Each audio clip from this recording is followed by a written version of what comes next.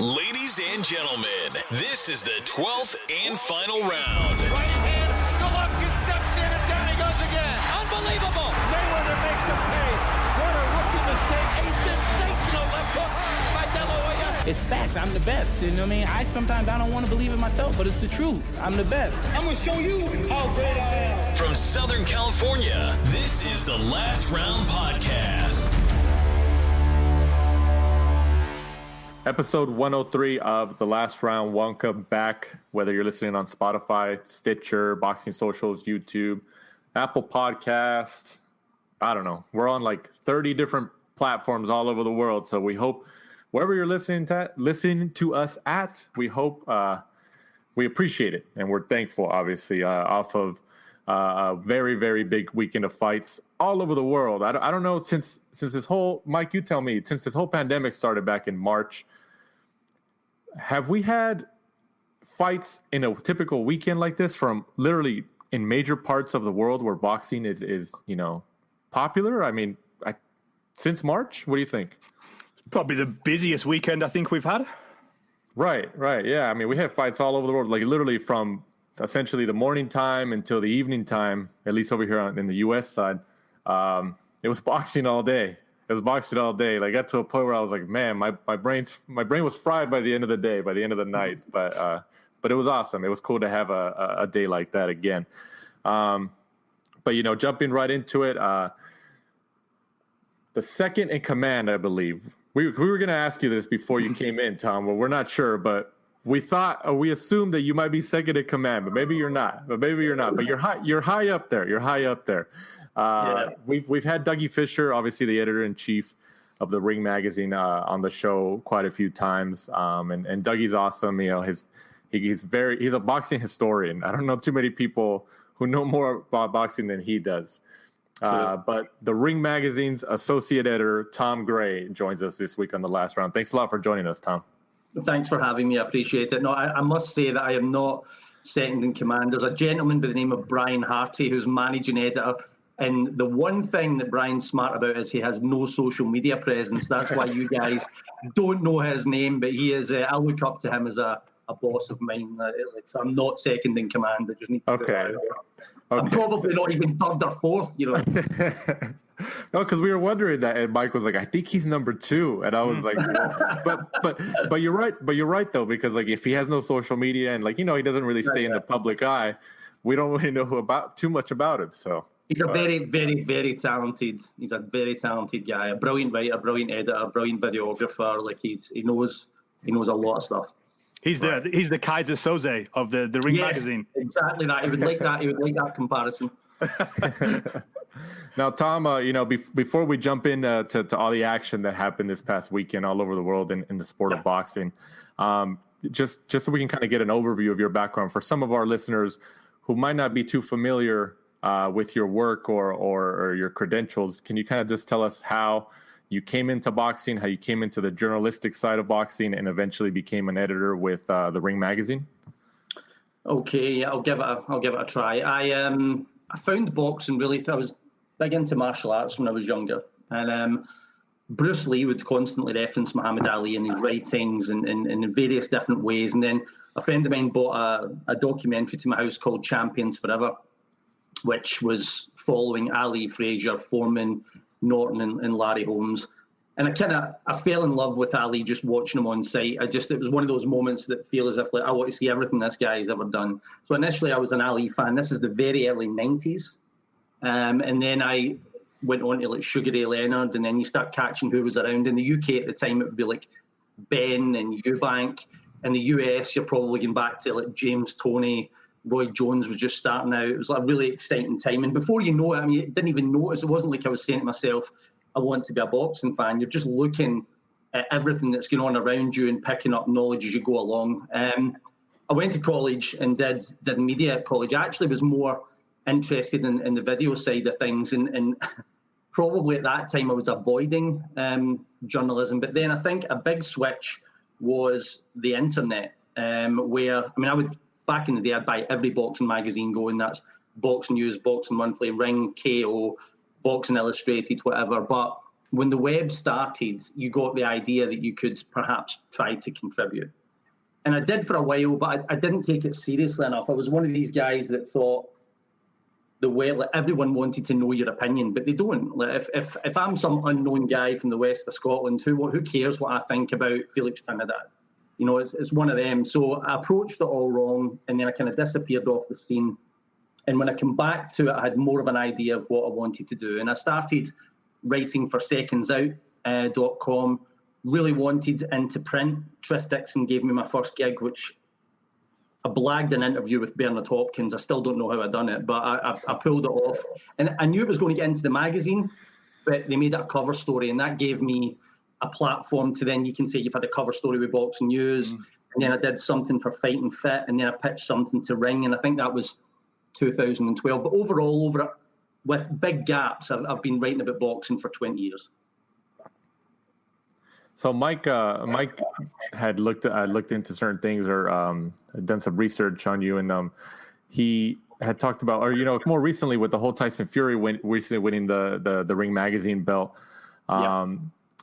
You actually went to his home and presented the belt to him, right? Yeah. That was the second time, because he'd won 2 Ring magazine championships. Prior to that, we presented him, myself and Gareth Davies, who also contributes to Ring magazine. Gareth and I presented Fury with his first belt 5 years ago, and then obviously he regained it. So because at that time we could make a big deal about it when he'd just beaten Klitschko, because there was no COVID or anything around then. Right. So we'd have done the same thing, but circumstances dictated it had to be a bit more low key.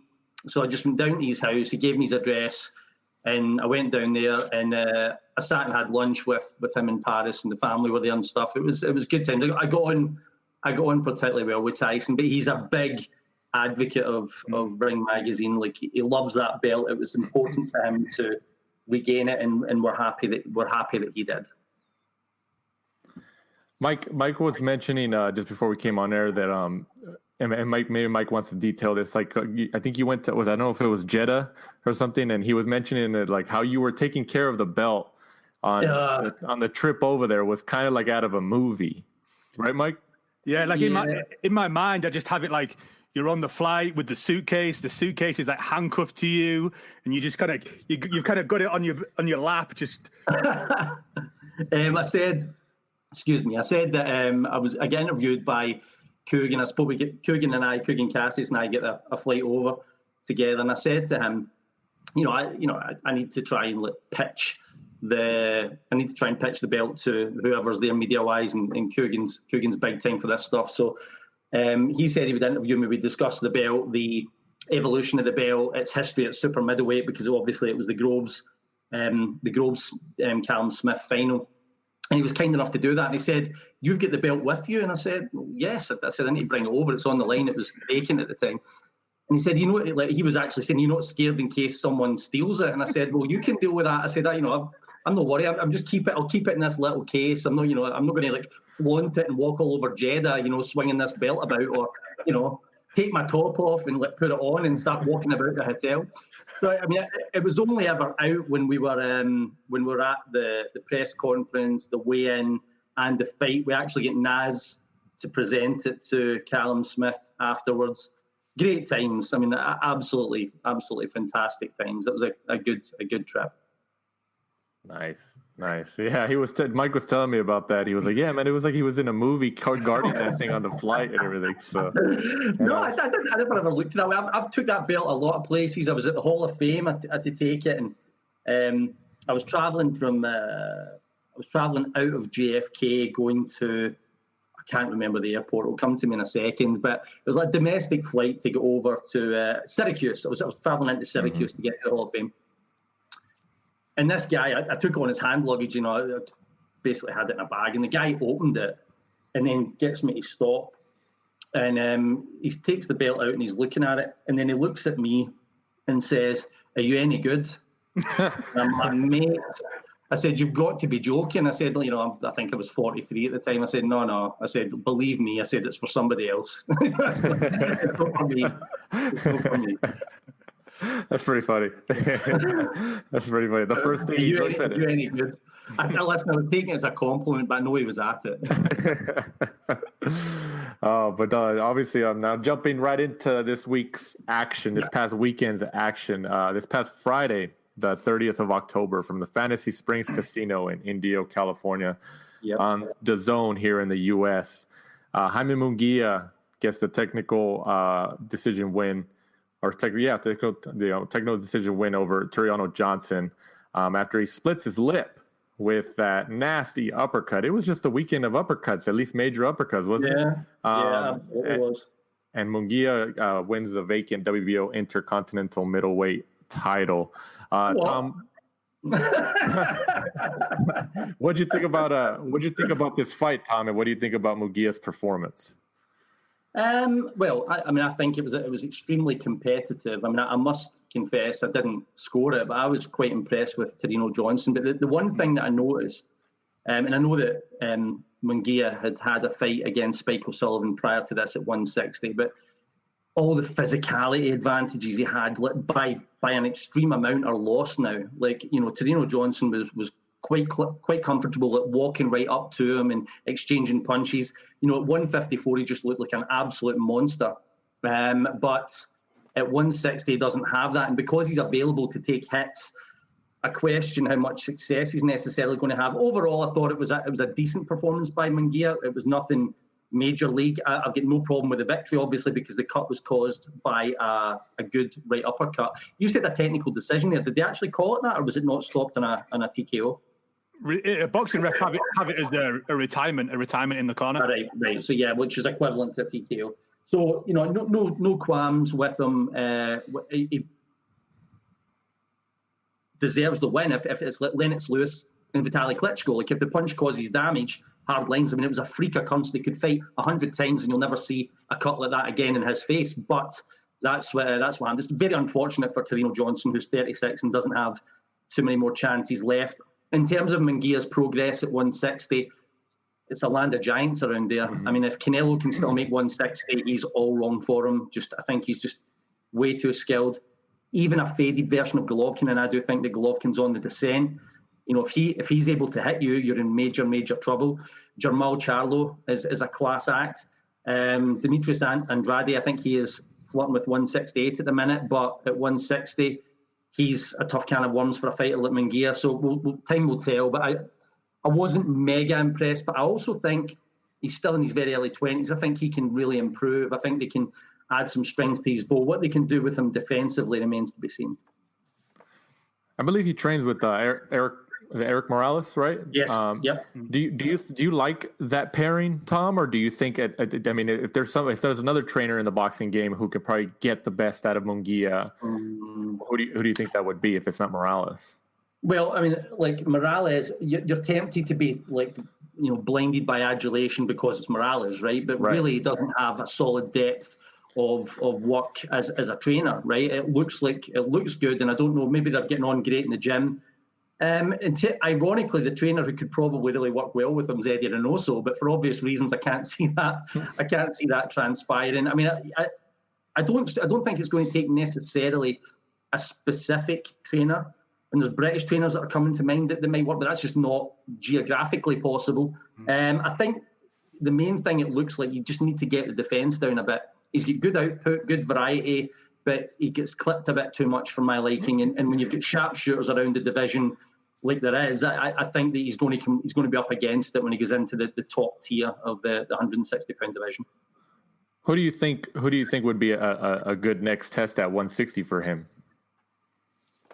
Well, see, I can't even think. Because he's had a title at 154 pounds, you're thinking to yourself, I'll tell you a good fight, but he's already booked in. Liam Williams, who's I think one of the most improved fighters at 160. In fact, one of the most improved fighters in Britain at the moment. Really come into his own. We've seen him against Atlantis Fox and put on a terrific performance. Great showing that night. Won his last fight by first round stoppage. But Liam, I think, is getting tied into, or wants Andrade, but Andrade's moving up to 160. The landscape's always changing. I don't put it this way. I don't think Munguia right now should begin in against the likes of Canelo, Charlo, etc. I think he needs at least another 2 or 3 fights of development, but not just, we'll get him 2 or 3 fights at a decent level. He needs to be in the gym working on certain things in order to improve. And listen, that happens. Canelo right now is not the same fighter Canelo was 5-6 years ago. He's a much, much, much improved fighter. I'm not, that's the way I'm looking at it. I think that they'll keep him wrapped in cotton wool, and we'll see him out with somebody like a Brandon Adams, someone who's a lot smaller, someone that he can bully, because they're going to try and keep all the chips, in the pot. They're going to try to position it a huge Mexican war between Munguia and Canelo, later down the line. Yeah, no, absolutely. And the thing a matchmaker would probably look to do here as well is take a 154-pounder and bring him up to 160, the kind of thing that you're suggesting, because even against Johnson, right, who's 36 years old, long past his peak, that guy was right in his mince, pushing him backwards, didn't look physically threatened at all. So if you're a matchmaker looking at that, if he's doing that, what could a Golovkin do? Or what could a Charlo do? That's going to instantly put you off. So it needs to be, the thing is these days, you can win a world title and not be anywhere near the finished article. And I don't think Munguia is. There's that many world titles out there. Everyone's getting one. But they need to be developed a certain way. And I think there's a lot of room for improvement in Munguia. We might sit and have this conversation 3 years and go, well, look at Munguia now. Look how much he's doing. He's moving his head. He's getting out the way. He's doing all the things that we said. Or it might never change and get found out. It's going to be one way or the other. But you're right, Tom. Like you said, a minute or two ago, that his age. It's good that he's so young, because he has many years ahead of him to really hone his craft a lot more. Right now, he has some flaws that obviously people notice, but it's better than, like you said, Toriano Johnson is at 36 years old. He's pretty much at the end or at the tail end of his career. Yeah. And Munguia is still, he's been fighting at a high level for at least the last 2-3 years now, or at least in high level matchups, but he's still not even hit the prime years of his career. So, Agreed, absolutely. And if you look at it, he's had, Spiker Sullivan was a good debut opponent at 160 pounds. Liam Smith's a very good fighter. The guy that he beat, even though that it looked like a physical mismatch, Saddam Ali, when he won the junior middleweight title. These guys are there or thereabouts, just a touch under the elite, and that's by no coincidence. Like Golden Boy will be looking at that saying, right, get plenty of room for this kid, plenty of time. We can bring him on slowly. He might get frustrated because he's not making the mega bucks at the minute, but he'll know in the end that it's better to be moving slowly towards the goal rather than going all in just now, I think, for a fight against Canelo, for example. Yeah, let's just say, in the next 2 years or year or two, Munguia finds, a little bit more of his talent and, kind of fixes or alters a little bit of the flaws that he has, and becomes, a little bit more well-rounded boxer. Like, who do you ultimately see? Like when you look at Munguia at 160, I want to see Munguia against so-and-so. I think that would be a great matchup on both sides. Well, the way that's going to work, if you look at Canelo at the minute, right, I think we'll be lucky to see Canelo at 160 again, right? I think he's probably going to be a 168-pounder. A lot of these guys are going to probably have moved on, and you might end up, as insane as it sounds, you might end up with Errol Spence flirting at 154 and 160. It might not be the guys that are around just now. I think Golovkin has got what do you guys think? A couple of years left, at the maximum. He's not even making a sound of it fighting. Right. Canelo, like I say, I think that size-wise, by the looks of him, Munguia's reached his ceiling here. I can't see Munguia having a fight at 168 pounds. I think he'll end his career at 160. So I think the landscape will have changed, and it'll be guys below that are coming up. Maybe Jermell Charlo is up at 160, and that's a fight that can be made. A lot of it then is getting political because, Jermell is with PBC at present, and that's, them against Golden Boys as rare as it gets. But, right. We'll see. We'll see. I think the landscape will have changed by the time he's ready, because I don't think they should rush this. I think you're looking at 18 months to 2 years. Just keep him active against solid enough opposition where he can improve in the gym. Right, yeah. Because I was talking to some family members yesterday after his fight. They were texting me about it, and they like Munguia, you know, but they said that they don't want to see him get another belt at 160, even though he probably won't get it with the people like with the amount of talent that who has belts. He won't get it off of them. But like what was specifically one of them told me is like, I don't want to see him get another belt and not fight the top guys like he did at 154. You know, like so. But I mean, like you said, he has a lot of years ahead of him, and we'll see how it moves forward, of course. Absolutely. But you know, moving on, this past Saturday, the 31st of October, from the Wembley Arena in London on DAZN here in the USA, and I believe on Sky Sports in the UK. Sky Box Office, you pay for that. Was it Sky Box Office? Yeah, it was pay-per-view. Sky Box Office, pay-per-view. Okay, I retract my previous statement. Alexander Usyk gets the 12-round unanimous decision win over Derek Chisora, who suffers a 10th loss of his career. I don't know about you, Tom, but Mike and I, you know, we were texting during this fight. I thought that Usyk was going to get caught because Chisora was like a bull. It just kept coming and coming. I mean, what do you think about Usyk's win and the whole overall matchup with Chisora? Well, coming into the fight, I thought it was going to be an absolutely horrendous mismatch. I mean, I was interviewed on the radio and I said, you know, staying with the Halloween theme, I said, if you were going to create, you know, if Dr. Frankenstein was going to create the worst possible style confrontation for Derek Chisora, it was Alexander Usyk. And I thought he was honestly going to get really, really badly beaten up and pulled out of the fight. And I was pleasantly surprised that, and this is an interesting thing, like he knew the only way to fight was to attack, you know, try to bully him. In terms of skill, there's no comparison. He had to use his physicality and drag Usyk into a firefight. And that guy at 36 years old, when, like you say, like 9 losses behind him and going into the fight, you know, at 36 years old, was on the offensive for that whole fight, took a lot of punches, was hurt at least once in the fight, I think, in the 7th round. But he kept at it. And we've seen so many occasions. The one that came to mind was Roy Jones against John Ruiz years ago. John Ruiz could only win that fight by crowding and bullying Jones, knocking him out or putting forth enough aggression to win on points. But he didn't do it. He was actually standing on the outside trying to fire counters on Roy Jones, which makes absolutely no sense whatsoever. But Chisora was committed to that game plan, executed it, still wasn't good enough. I mean, I know a lot of people have thought that, a couple of people have said that Chisora earned it or whatever, but he didn't. The correct man won the fight, but I was very proud of the performance that Derek Chisora put forth. He's an absolute warrior. What do you think, Mike? No, I agree. You know, going into the fight, I thought Usyk was, you know, had a good chance of kind of embarrassing Chisora if Chisora did the usual thing, because he's too fleet of foot, and you know Derek Chisora is very flat-footed. Kind of surprising, you know, that, you know, at 36 years old, it's the fittest and probably best performance you've ever seen from Chisora. If I was him, I'd be kind of, you know, disappointed that I didn't, you know, do that earlier in my career. You know, what could have been. But, you know, going forward, it's going to be interesting to see, you know, what Usyk can do against the giants of the division. You know, your Tyson Furies, your Anthony Joshuas. You know, I don't think he's got the power, but he never really relies on the power. He just sits on the outside and he just loves to box.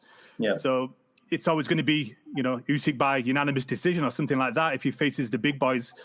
So only time will tell, I guess. Hopefully you'll see the Joshua fight come Easter next year, maybe.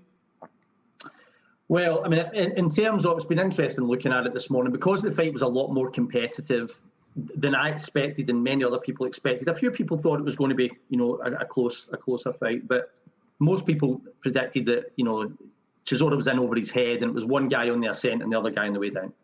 But now, the thing we need to remember, despite the fact that Anthony Joshua, Tyson Fury, Deontay Wilder, for example, are considered so much superior fighters to what Chisora is, it all comes down to styles.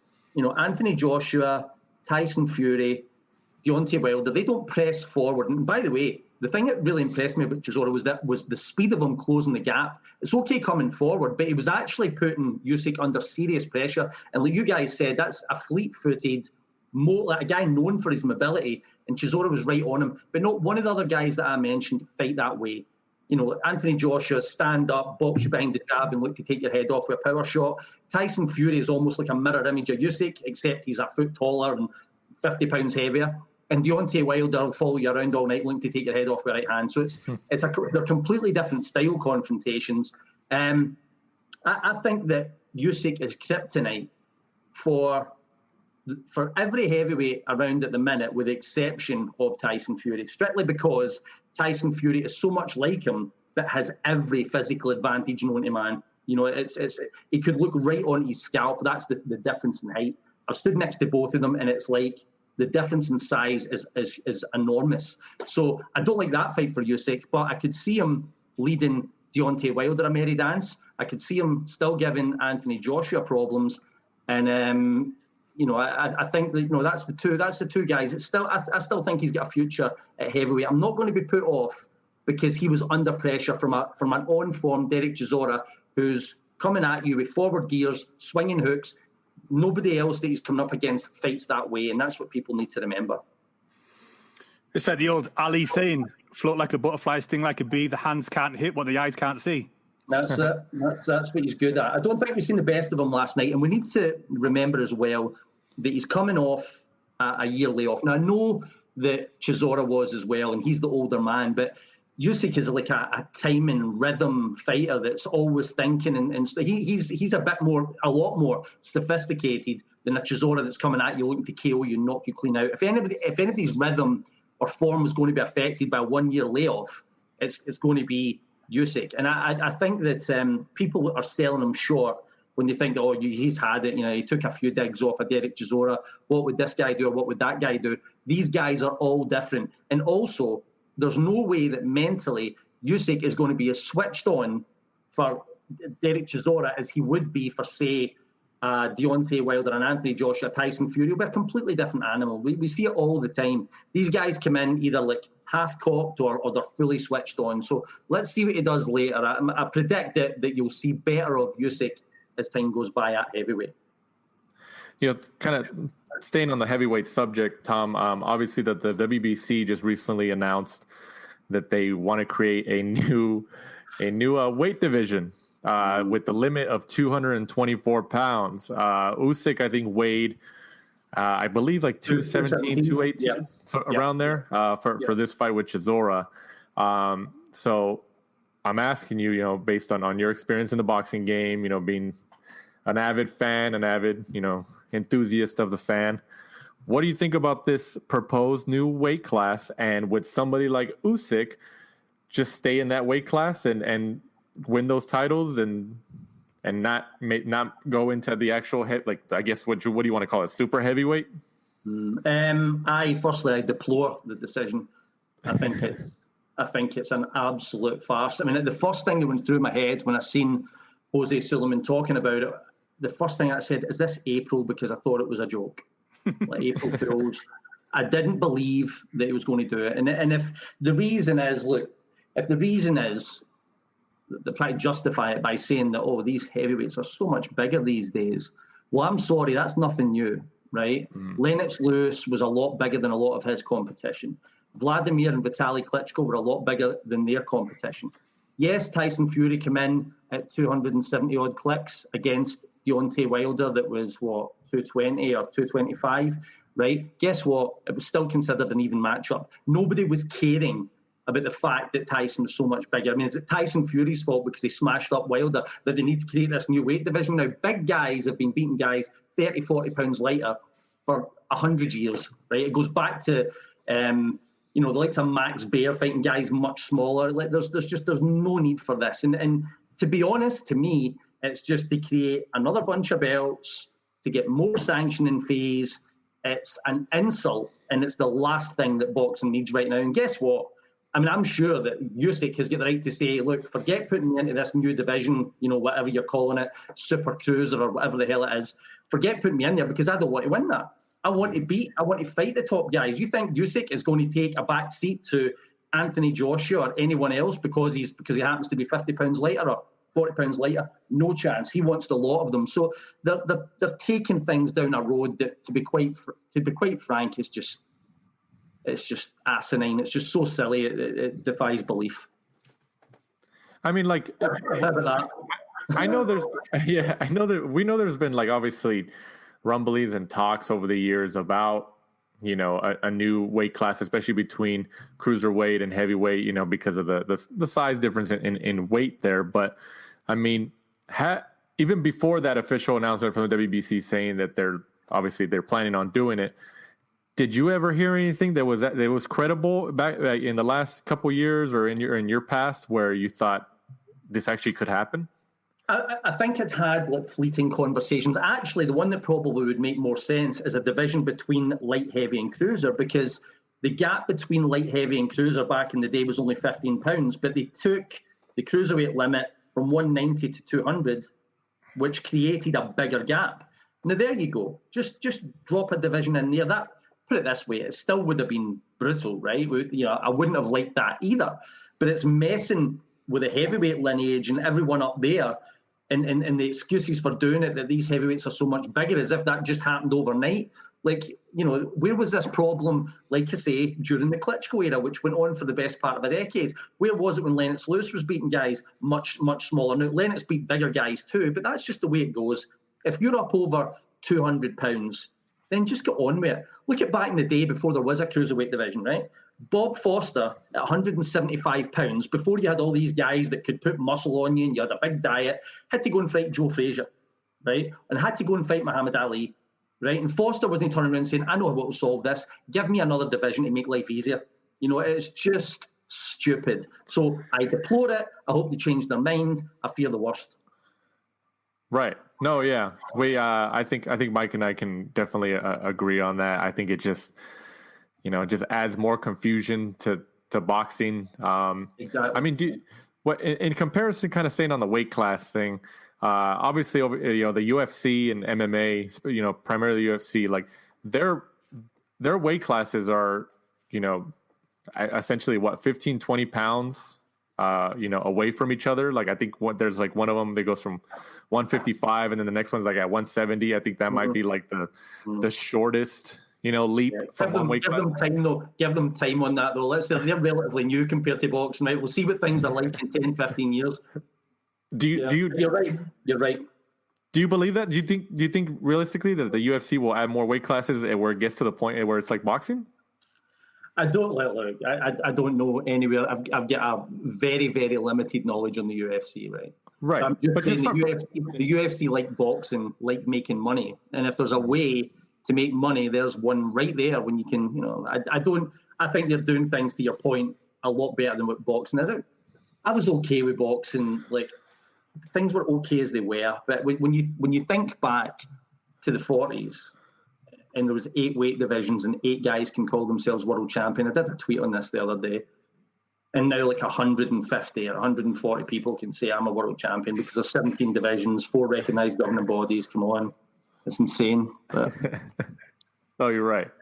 I mean, as of right now, it seems like the WBC's going forward with their plans. But like you said, it hasn't happened yet, but there's still times maybe they can back out and say, so as of right now, it's not real. Yeah, right now, like the thing with governing bodies that's quite frustrating, right, is like they're accustomed to getting negative feedback on decisions, right? Right. But it doesn't stop them because, see, at the end of the day, they know that boxing is boxing's funny in that there's another problem always around the corner. So, they know that, yeah, right, here we go, like the WBA with the regular belt, right?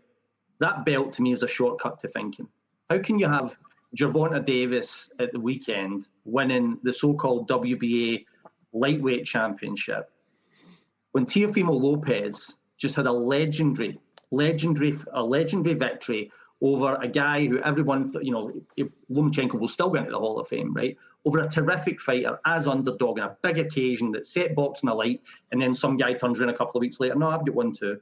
And that, at the end of the day, that's everything that's wrong with the sport at present when you get that kind of thing going on. The franchise champion is another farce. But the WBC and the WBA take the negative criticism and just put it in the trash because they know that something else will come up and fans will move over to that problem and then they'll move over to that problem. Next week it'll be, they can't make this fight because of the 2 networks and blah, blah, blah. So. Since we're talking about the belts and the changing of hands, it's looking like, AJ will probably drop the WBO championship so he can, face Tyson Fury. Looking at the WBO rankings, it looks like Usyk will be in there with either Dubois, who's ranked second, Parker's ranked third, or Pulev or Andy Ruiz. They're all intriguing fights as well. I mean, do you know for a fact that Anthony Joshua is going to drop the WBO title? Has he said that? He's not said that, but it looks like Usyk wants the belts more than he wants the step-aside money. Oh, yeah, no, he does. But Joshua has got the right to say, okay, I'll fight Usyk. I don't want to lose that belt. Like, I've not seen Joshua 100% commit. I know that there's a deal in place for Fury and Joshua next year, but, Anthony Joshua's whole thing has been about this whole undisputed business. Don't get me wrong, guys. Like, I don't care what belt gets dropped. I don't care if Tyson Fury and Anthony Joshua get in the ring and fight over a bottle of Sprite, right? I just want to see the fight. People are getting sick of it, right? And I think now there's that many governing bodies, that many mandatory obligations that, you can barely get an undisputed fight going. So, just get the fight made. I don't think it matters with belts. But it'll be interesting to see the move that Joshua makes, because he's always going on about getting the 4 governing body titles. So we'll see what happens there. Right. Yeah. I personally think that Joshua will drop. He does. No, I don't think he's going to drop. I think he does. Like you said, I agree with Tom in saying, like, Joshua's big on this whole undisputed thing. He wants to be the man. But he also he also knows Usyk is, has earned a shot at one of his titles. And I don't see AJ as the type of guy to drop the title just to fight a Tyson Fury, which obviously is a bigger fight. I think it's going to come down to step-aside money. I think they're going to convince Usyk, you know what? He wants to fight you, but let him fight Fury, and if he beats Fury, you guys can go at it. But I think he's going to pay him a step-aside money, like, and just to get the Fury fight made. But I definitely don't. I don't think he's going to. I mean, I watched the interview with him today, and he didn't look remotely interested in it. And he doesn't strike me as the type of guy that's easy to convince of anything. I think he wants his world title shot, and he's not going to be messed around. Because what we need to remember here is, if the Joshua and Fury fight goes ahead, it's going ahead as a two-parter. Okay. Now, fights these days are happening. If they've next year, that would basically take 2021 out of the equation, because you'd have a fight early and a fight late, and then you're forcing Usyk, who's 33 years old, to hang out for another year, right? And he can't, he's in a position to fight for the title now. He can't wait around forever. If he's basically entitled to a WBO title shot, I think him and his management will force it. Right. Yeah, that's a good point.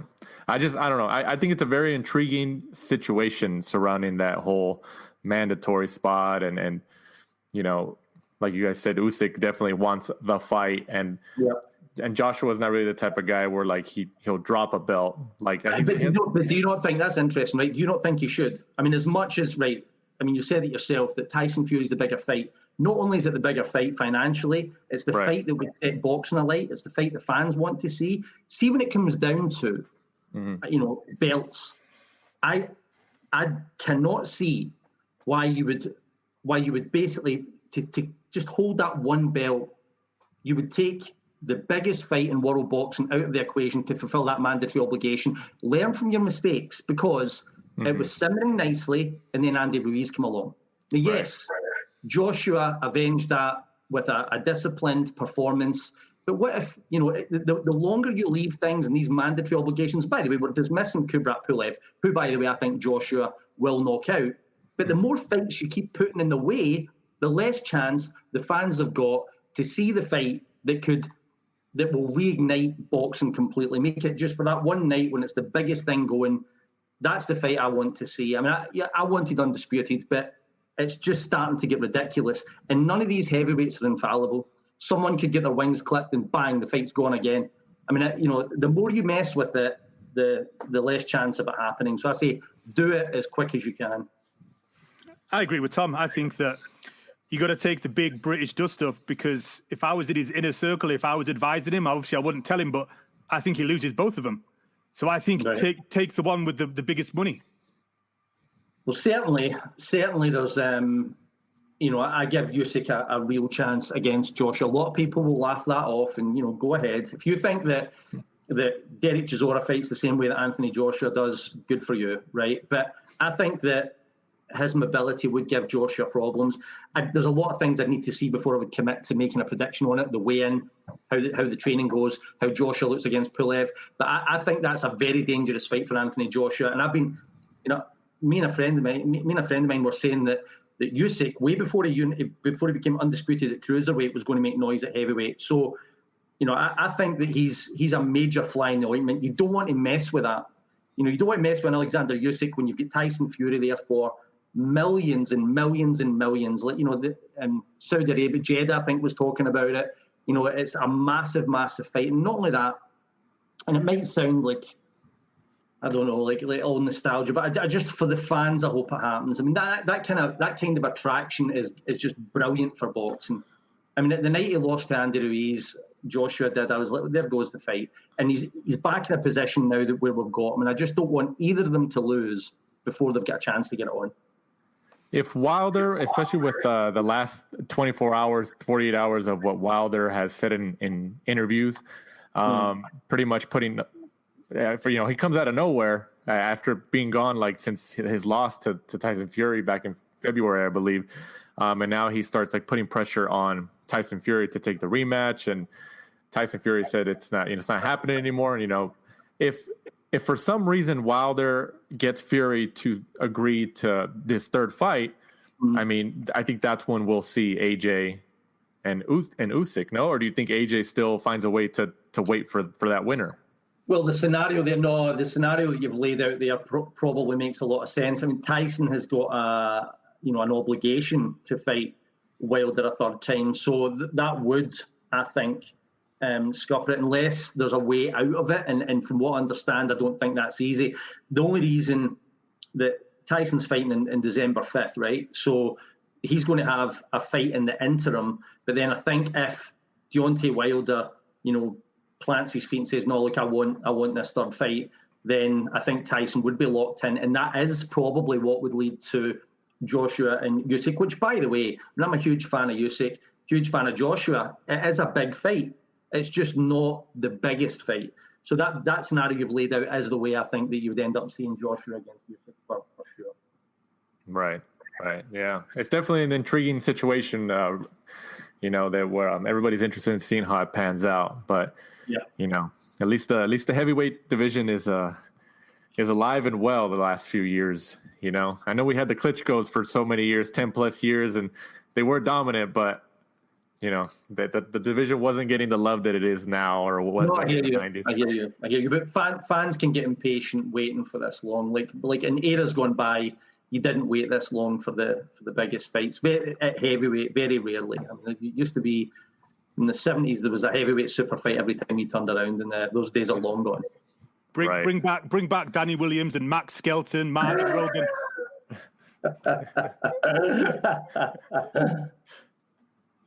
Oh man! But moving on from the bubble. Yep. But moving on from the bubble at the MGM Grand in Las Vegas on ESPN Plus here in the United States, the monster Naoya Inoue remains undefeated, 20-0 with the 7th round TKO over Jason Moloney of Australia. And this is for Inoue's WBA and IBF and Ring Magazine bantamweight world titles. I think realistically, I think everybody knew Inoue was a heavy favorite going into this fight. And he obviously shows that he goes in there and just knocks people out. What do you think about his performance, Tom? I thought he was brilliant again. He is literally my favourite fighter in world boxing today. I think he is the perfect blend of speed, power, and technique. He can't put a foot wrong in my eyes. I was lucky enough to be at both fights prior to that for the World Boxing Super Series, or the semi-final and the final. And he's amazing to watch live. I'm so excited for him. And there's still plenty to do at bantamweight at the minute. But yeah, and by the way, even though he was a heavy favourite, Ring Magazine had Jason Moloney ranked number 6 at 118 pounds. I mean, Jason is no mug whatsoever, a really, really talented fighter, but just a step behind, a couple of steps behind Inoue, who I think he's very special. What do you? I mean, who do you? Obviously, there's a lot of people who have Inoue high up in their, their subjective pound for pound list. We all know that everybody can go back and forth on the list and everything. But I mean, like, do you really realistically think that Inoue has any type of right to that number one spot in your opinion? I mean, how he's been performing. Well, let's put it this way. I mean, there's different things. Firstly, the pound for pound is a bone of contention with me right at the minute. I deal with some. I'll not even say anything, right? But at the minute, I think that Canelo Alvarez, based on his accomplishments, based on the jump up in weight and stopping a genuine light heavyweight title holder, his whole body of work. The Golovkin second fight, which I think he won 7 rounds to 5. When you take into account that level of competition, I think that Canelo deserves the number one spot. And I think Inoue is a worthy number 2, and that's where Ring Magazine hold him. The thing is that Inoue has got a lot going on around him at the minute to make big impressions. Like Jean-Real Casimero, if that fight comes off, and if the monster just completely devours him, and that's standout victories. I mean, at the minute, Canelo, with everything that's going on around him, can't get a fight. He's not got any fights lined up whatsoever. So Inoue needs to get on with it. And Inoue only wants big fights. I mean, put it this way: there's Moloney last night, who's number 6 ranked, but Top Rank will be looking at that as like, oh, that's just a little stay busy for you before you go into these bigger fights. So no, I don't think he's got the body of work. I think eye test. I think all the skills and the technique and the power and everything that he's got. He is potentially a future number one pound for pounder. He's not there quite yet. Who do you think is the biggest fight for him in terms of competition at bantamweight? Well, now that he's over here in the States. Yeah. I was disappointed that he went up to, that Lewis Neri moved up to 122 recently, because that's a fight that the fans, I'm sure you guys wanted to see as well. That would have been a really, really explosive fight. That was a fight a lot of the fans wanted. You've obviously got Casimero. O'Bally still holds the WBC title, and he's going in with Nonito Donaire. So you could conceivably get an undisputed title fight between Inoue and Donaire, conceivably, if everything played out that way. And I'm reluctant. I wrote Nonito Donaire off the first time, and I'm reluctant to do it again, despite how hard that fight would have been in his body. So there is still massive fights there at 118 pounds, but he's almost mocked up. There's only 2 belts left, and he wants them both. What about the Jackal, Rigondeaux? What about him? Who's that? I'm sorry, that guy goes on a 2-year vacation every time he fights. I listen. That fight for Inoue from a style, the way Rigondeaux is for every style, is a nightmare. Like, obviously a nightmare, but where is he? He's not interested. And what age is he by this point? 50? Yeah, probably. You never know, do you? Not with Cuban fighters, and I'm not being disparaging. I love a lot of Cuban fighters, but at the end of the day, there's an expression you guys might not get it, but he's sold the jerseys. Like, he just takes too much time off, and people just stop talking about him, and that's it. Listen, if he's on the scene, Inoue would want a bit of that. I'm pretty convinced. Right. Yeah. No, you're right. Like, he takes these long layoff vacations, but I think honestly, if there was an opening to make that fight for Inoue and Top Rank to reach across the aisle or whatever and negotiate that fight, I would take it, just because that's a name on the Monster's resume. Absolutely, and I agree with that. Yeah, and he's a favorite, and if he knocks him out, I mean, I don't think Rigondeaux has been stopped, has he? He's only got one left. Lomachenko stopped him. So was it? Did he stop him? Oh, okay, I thought it was. I took $50 off of Mike Coppinger because he stopped him, and that was a pleasure. Sorry, Mike. Oh man, but the Monster obviously gets the 20th win of his career, And it wasn't. We talked about this on the last show, Mike and I. That this wasn't his U.S. debut. Top Rank was pushing it as a U.S. debut. Yeah, Top Rank. It was a Top Rank debut. Yeah, that's what we should. That's what we were saying. We're like, they should have said, they clarified it was his Top Rank debut. They could have even said it was like his Las Vegas debut, just because Las Vegas is such a big boxing town. But I can't even remember the name of the kid that he fought, but he fought in a Superfly card, right?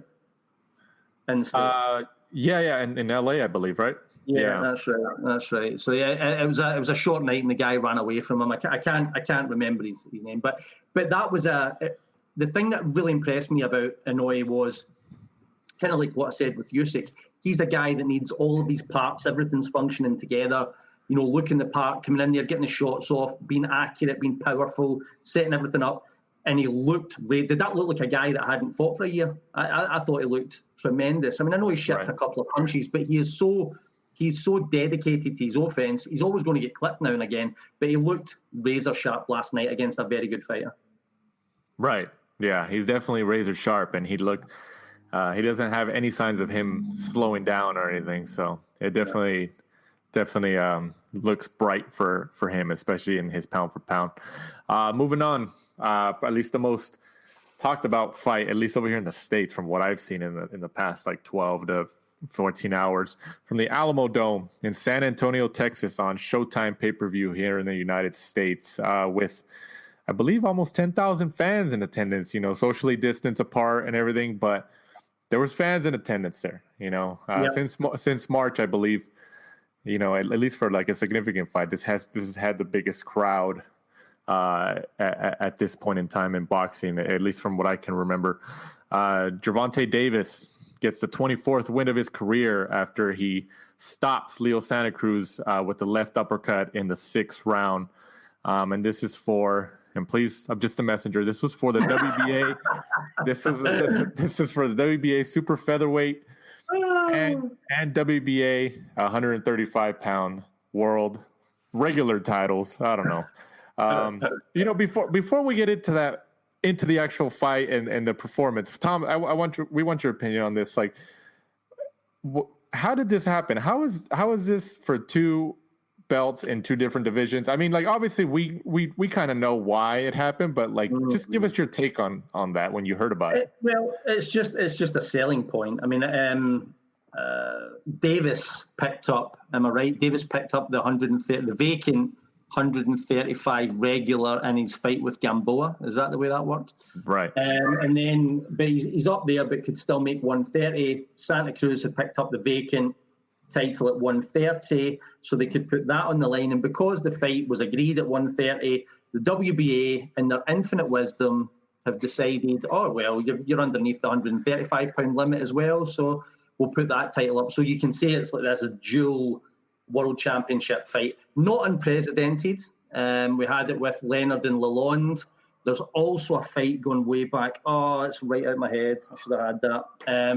Where the welterweight and the lightweight Canzoneri. Check Canzoneri. I'm sure he had a fight for the lightweight title and the junior welterweight title on the same night, and I'm going way back when Canzoneri was there. So it's happened before. It almost happened as well for Leonard, Duran 3. There was talk that they were going to put, because Leonard was 168-pound champion, there was talk they were going to allow Duran to defend his 160-pound title that same night, because both guys had agreed to come in at 160. Thankfully, order was restored and they decided not to do it. But it's good to see that, 30 years later, they're still doing it. So, you know, at the end of the day, it was a bit farcical, but it was just an agreement. It sounds good to I don't know, casual fans that don't know better than us. Right. Yeah, absolutely. But like I mentioned, Tank Davis stops him with a nasty uppercut. Yeah. In my opinion, I think Santa Cruz is a great fighter, but like, I think a bit of his downfall is that like he literally just keeps going. He just like he has that one gear, and Tank Davis is obviously known for those uppercuts, kind of like a Teofimo Lopez. They love those uppercuts, and he was trying to land it all night, and obviously he landed it, and he had him against the ropes. Like as I was watching it, and you tell me, Tom and Mike, if you guys agree. Like as I was watching it, you can see Tank like he was looking for it. Like he was I wouldn't even call him baiting it. Like he was like visibly baiting him, like where you're just like, he's waiting for it.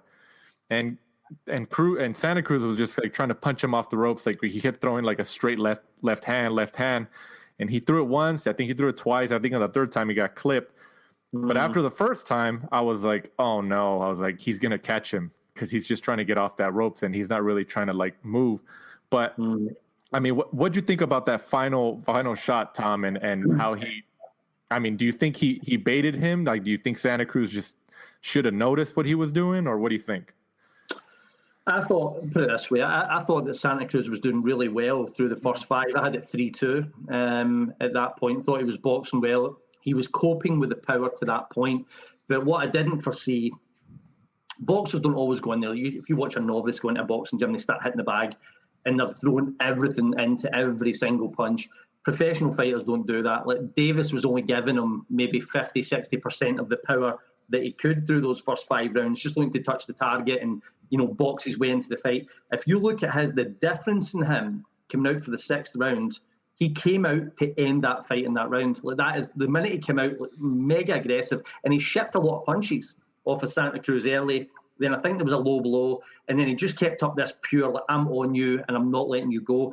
And I think it was a bit of a shock to Santa Cruz, who had kind of fell into this pattern where the two of them were boxing, exchanging, and Santa Cruz was fitting punches in with Davis combinations and outpunched him a couple of times. That's why he was winning rounds. But he get backed up against the ropes. He'd already been hit around the body. He's a bit more fatigued. And, as much as we're on the outside saying, oh, there's that uppercut coming, what he's worrying about is, here's this guy trying to kill me. He's maybe missing the trick, right? And he did miss it, fatigued enough, and he leans over. And when he leans over, like trying to get the way of certain things, Davis has fainted him and just whipped that in, and it was an absolute peach of a shot, and he was never making that in a million years. I never thought. I mean, I respect Santa Cruz, and Santa Cruz doesn't live too far from us. Like he's within maybe 10, 15 miles. Like we've seen him around the area and stuff like that. But I respect Santa Cruz a lot for just, he fights. He doesn't make any excuses. He's a humble kid. He just goes in there and fights. If you saw him on the street, I don't even think, if I wasn't a boxing fan, I wouldn't even know he was a fighter, just based on his personality. But I just never I never would have let him take in this fight if I was his team. Davis is just too big. No, right, wait. Let's see. Here's the thing, right? We're talking earlier about how you should fulfill mandatory obligations, do this thing, do that thing. We always find a way to criticize. Like if a fighter doesn't take a fight, we say he's ducking. If a fighter says, I'm going to try and give it everything here and go after the impossible dream, we say, why the hell did you take that fight? You can't really win. So I thought Santa Cruz has been through he's a 4-weight world champion at present. I applauded the fact that he was willing to take that fight on. It proved to be too much. And by the way, I'd predicted the fight would be a lot closer. I thought that if he could have got through 6 rounds, which ironically he didn't because it ended in the 6th, but I think it could have maybe, slowed down Davis' pace a bit. But Davis was just on him, right on point. No, I applaud the fact that Leo Santa Cruz is there to be great there, even though it ended in defeat. I think there's a lot to be said for that, and I think more fighters should follow his lead. Right. Yeah. And in that regard, I can agree. I don't know. I guess I predicted, I was in the camp that I didn't think Santa Cruz was going to have a chance. I thought there was no way it wasn't going to end in a knockout. I hear you. And just because of the size difference, and especially because Davis, the last couple fights, he's not only missed weight at 130, then they move him up and he still misses weight at 135. So I'm just like, that's down to discipline, right? Everyone knows that. Tank's not always swift on discipline wise. But I'll tell you what, did you honestly watch that last night and think that Santa Cruz was completely out? Did it look that bad? Do you think that Davis looked so much bigger? I didn't. I'm not going to turn round and take anything away from Gervonta Davis because Leo Santa Cruz has vaulted up a few weights. Those guys looked quite well matched physically. I've seen physical mismatches in the ring that looked a lot worse than that. In fact, I thought the size, hydration-wise, even on the night, I didn't think that Davis looked that much bigger than him. I really, really don't. And I just thought it was a career-best performance.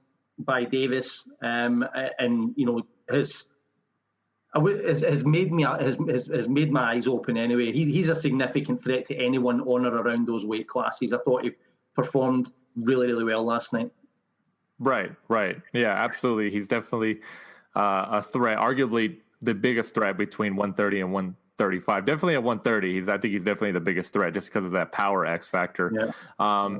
But it was also there was a scary moment how he knocked him out. Santa Cruz was down for quite a while, and as the minute ticked and it kept going by, I was like, oh no! I was like, this. I hope he gets up. Like he was not moving. So luckily we're glad that he was able to get out and actually walk out of the arena on his own 2 feet. But that was a scary moment. But he's such a class. I mean, I'm sure I've seen him. I only watched the fight once, but I'm sure I've seen him go out and autograph memorabilia on the way out that arena when he's just been knocked out. It looked like that's what he was about to do. Just a lovely, lovely guy. I was one of the few that gave him a real chance of competing. I thought the fight was going to go the distance, and I thought that Tank was going to get a controversial decision. That's the way that I seen it going. I was wrong, completely wrong, and I get that. But he, I thought a lot of people were underestimating his tactical know-how, and I thought through the first 5 rounds I had it pretty good, but the 6th round just changed absolutely. It was a complete game changer. Bang, 1-punch fight over. Davis against Lomachenko next? Nah. See, a lot of people, here's the problem with that, right? I think that ultimately, to us and to a lot of people, that Lomachenko should come back down to 130. But if you have been a winner your whole career, won the best part of 400 amateur fights, only lost once and avenged that about 60 times, right? If you're a winner like that and you've come through the division starting at feather up to lightweight, and a kid like Lopez who was brash, who was telling him like you're nothing, like, spitting on the floor over him and all that, this guy beats Lomachenko, and Lomachenko saying, "Oh, that's too much for me. I'm running away back down to 130." Like I don't know if Lomachenko is cut like that. As much as we'd like to see Lomachenko against Gervonta Davis at 130, I think he's going to come after Lopez. And, the whole thing with the shoulder, which I don't like, can get marketed to raise the rematch there. Is Lopez going to give him the rematch? There's no rematch clause. That's interesting. So Lomachenko's in a tough position there, if I'm being completely honest. Do you think Lopez and Davis is probably the biggest competitive matchup between 130 and 135? I mean, especially at 135 between those two guys? Yep, at 135, I think because we've seen Lomachenko and Lopez at 135, although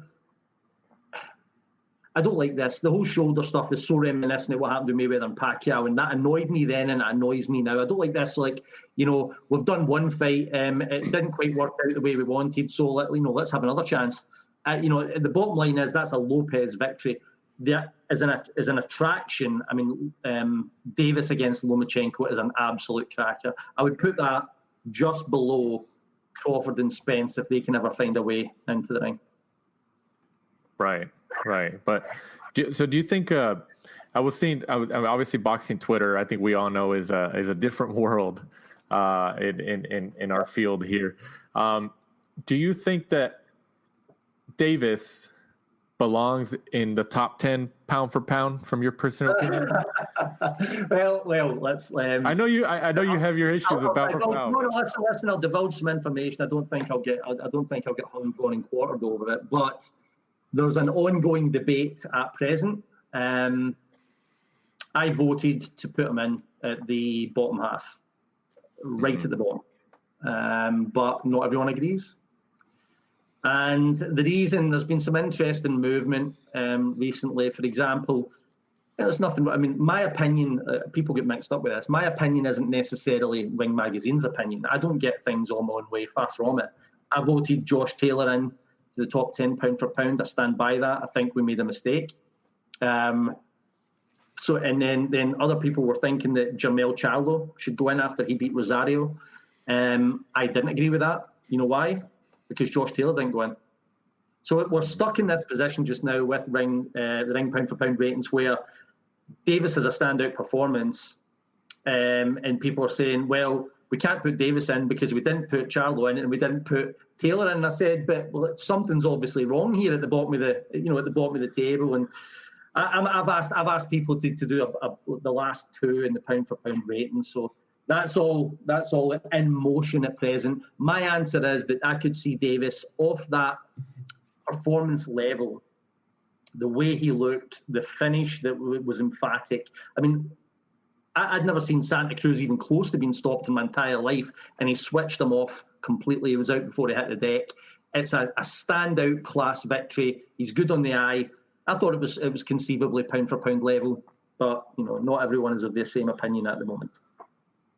What do you think over here in the United States? It was on Showtime pay-per-view, and obviously the whole pay-per-view in boxing is like, oh, I want to be a pay-per-view fighter and stuff. So, I mean, in a big sense, fighters kind of realistically know, like, okay, if I become a pay-per-view attraction, that's the biggest world championship title that you can get. I mean, yeah. What do you think about this being Davis's first pay-per-view headlining, and he's headlining as a star of the show in a sense? How do you think it's going to do? I mean, it's difficult to say. I mean, what it reminded me of, though, what he's done everything right. I mean, the fight was marketed well.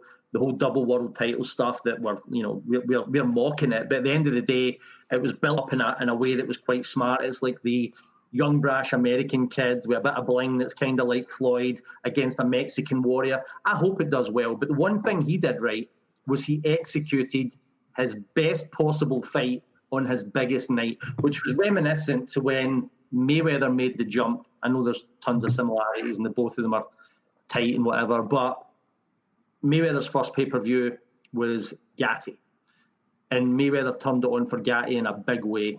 And then by the time super fights came around against Oscar a couple of years later, it was a massive, massive event. He's done everything right. His next step after this will be important. I don't think you're going to get Lomachenko or Lopez or anything like that, but they're able to replay that knockout now in the build up to his next pay-per-view, and that's how you get people in. People go, wow, he's just took some guy's head off with a left uppercut. I want to see this guy fight again. He's done everything right that he could have done. I thought it was a success. Whether that will translate over to the big numbers at the time we're in during COVID and all that, I'm not 100%. We just need to wait and see. Do you think he stays at 130, or you think that was just that one-time deal and he's going to stay at 135? No, I think he'll go between both. He was interviewed last night and he said he can go between both. He's obviously made weight pretty well. I know there was rumours going around and he's got checkered history on this front, but I think he will, both he and Mayweather Promotions, PBC, will be looking at it and they'll just look to take the best deals. It's good to have a couple of divisions open at your disposal. I think he'll just look to make the best possible moves at the right time, and I think he could fluctuate between the two. Right.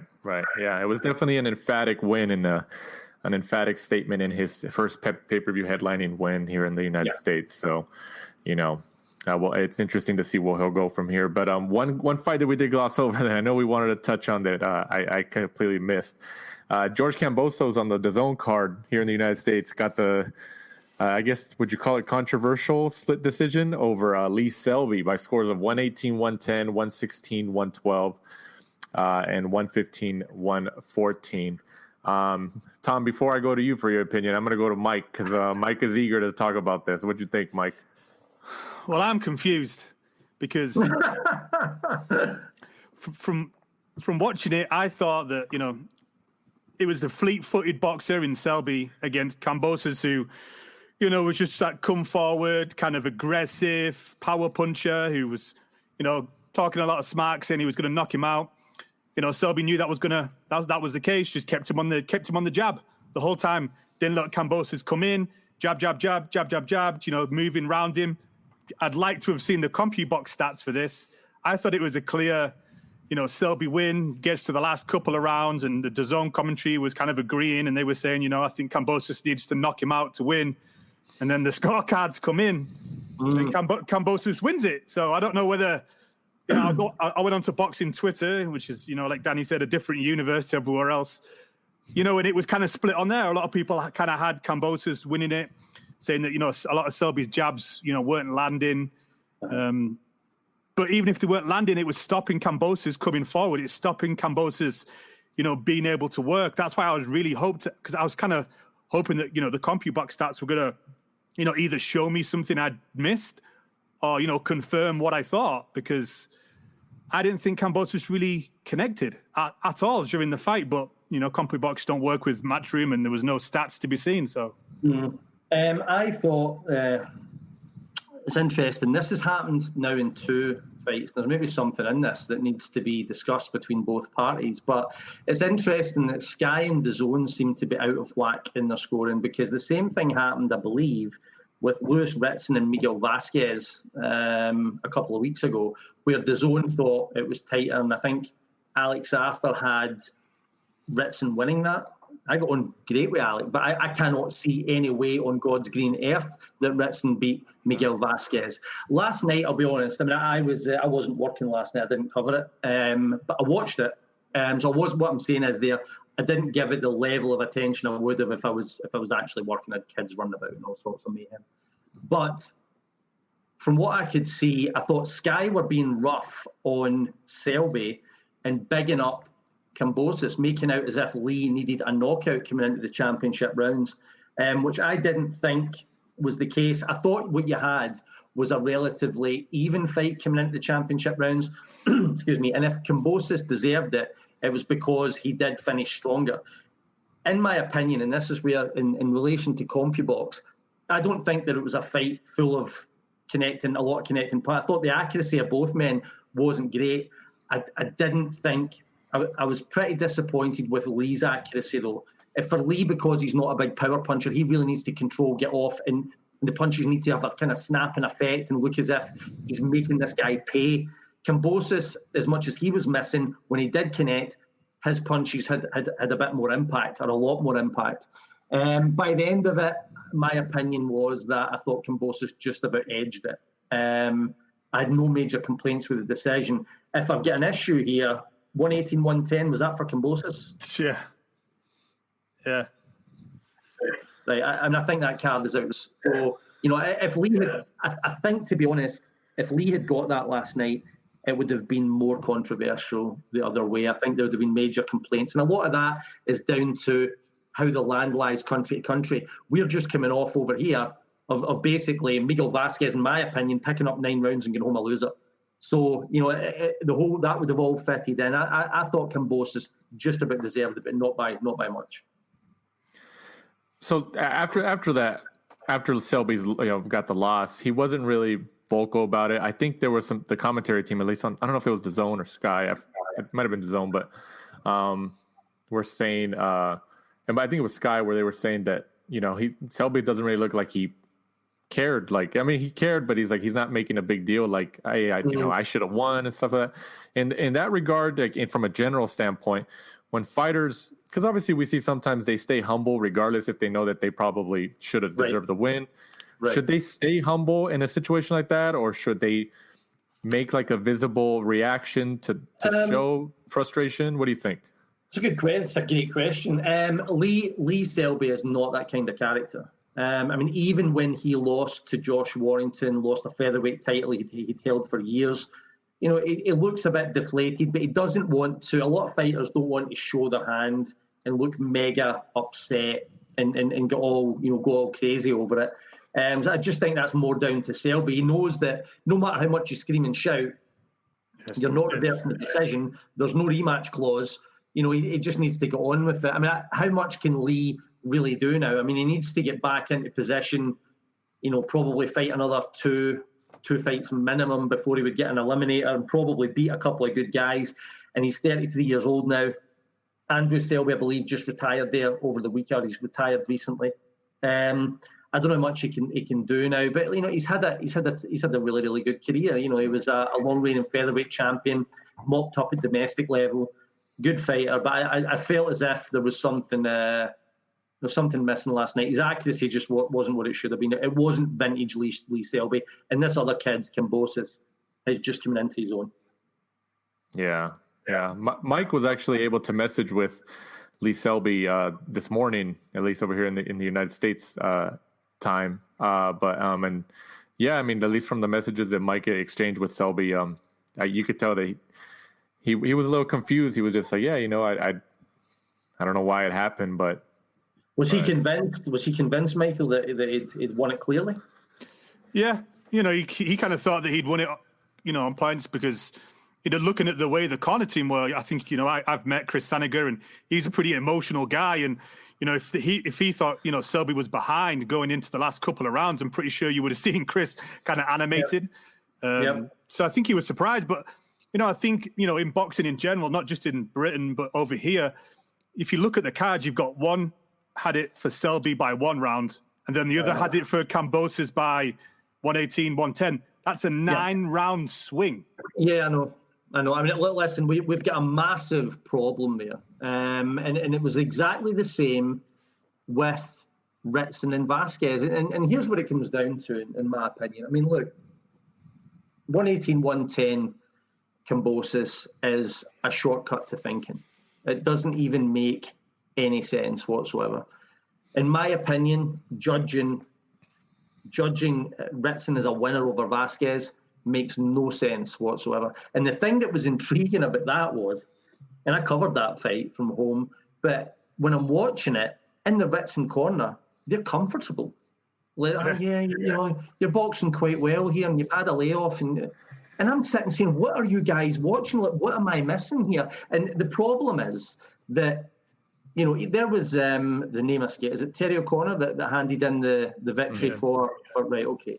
Now, he had to go in and explain that to the British Boxing Board of Control, and they had his back. It was all right, good argument there, Terry. You thought he won it. Bye.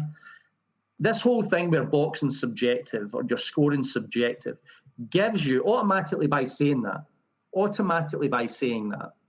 you're allowing nonsense level scorecards to turn up left, right, and centre. I went on the radio when after Tyson Fury fought Deontay Wilder the first time, and I thought Tyson was a massive winner first time around. And the guy said to me on the radio, "Oh, but it's subjective," and I almost lost it because I hate hearing it. You're basically allowing this to continue. That's the whole thing. When fans or media or anyone else have got a gripe against a ludicrous scorecard, when the person listening to that can't take it anymore and knows they're backed up against a wall and they can't get out, they say, "Oh, but scoring subjective," which is hurting the sport every time there's a ludicrous decision. If there's not a ludicrous decision, there's a ludicrous scorecard. I mean, you had someone turn around and try and convince themselves that Mayweather Canelo was a draw. Have you ever heard anything so stupid? Like that is, and it happens in no other sport. And because they don't, these judges, if Terry O'Connor has to get down to the British Boxing Board of Control, walk in, sit down and say, "Oh yeah, that wasn't my mobile phone I was looking at, by the way, and that's just the way I've seen that fight," and you're letting it go, then boxing is asking for every single problem it gets. Unless you're going to say to officials, "By the way, you're covering this fight, you better bring your A game, because if your score's out of whack, guess what? You'll not be covering another card for the next 6 months." Wait till you see the improvement in scoring after that. That's how you solve it. You don't solve it by handling things the way we are. Do you think it should be more like soccer refereeing or football refereeing in the UK? Because I was a decent level soccer referee in the UK. And if you start having bad games, there's somebody behind you waiting, vying to be in that position. That's it. Like that's the only thing. You need to make these guys fearful of getting put out a job, right? Because otherwise, if you can just show up and hand in, like a card that looks like you filled it in the day before, then, I'm sorry, like it's no good enough. It's infuriating, and it doesn't just happen at the level that we watch week in, week out. That happens with kids as well. I've seen fighters that were unbeaten go in and lose close decisions when they won every single round of the fight. So it's just, there's something way off. It's almost like I say, the word subjective when it comes to boxing scoring is just a major gripe with me, because it's just allowing people to say anything they want. Now, that's just the way I saw it. That's what I like. Garbage. Right. Absolutely. We Mike and I know we've hammered that topic here in many episodes on a week by week basis in terms of judging and stuff, and it doesn't seem like it'll any type of solution is on the horizon. So we should realistically expect to be talking about situations like that in the future again. And listen, I've messed up scorecards, right? I mean, I've got some cards I look back and say, wow, I've been ringside and maybe my vision's been restricted. I've been way over in the corner and I've got a fight wrong, right? But not every week, not every fortnight. Like, if it's happening all the time, you've got a major pro. It's every other show. I mean, you're sitting cringing, waiting on the scores coming in. It just doesn't work. Right. Well, on that note, Tom, we definitely appreciate your time this week here on the last round. We've been planning on getting you on here for quite a long time, but sometimes we like book people in advance and we're like, oh, we forgot we had so and so, we got to wait, so we just keep going and going. So I hope the American fans can understand my accent. I know. I think you're fine. Like, I think you're fine. I remember Mike had said, I've seen interviews with you before. I was just like, because Mike and I had talked about that before. Just like, you think the American listeners are going to be able to understand? I was like, yeah, and I was like, no, it's fine. I was just like, he sounds better than me though. I need to change my voice so that you guys understand what I'm saying. Well, like I said, Tom, we definitely appreciate it. Before we let you go here, just let people where they can follow you on the social media platforms and anything you got going, and go ahead and plug it.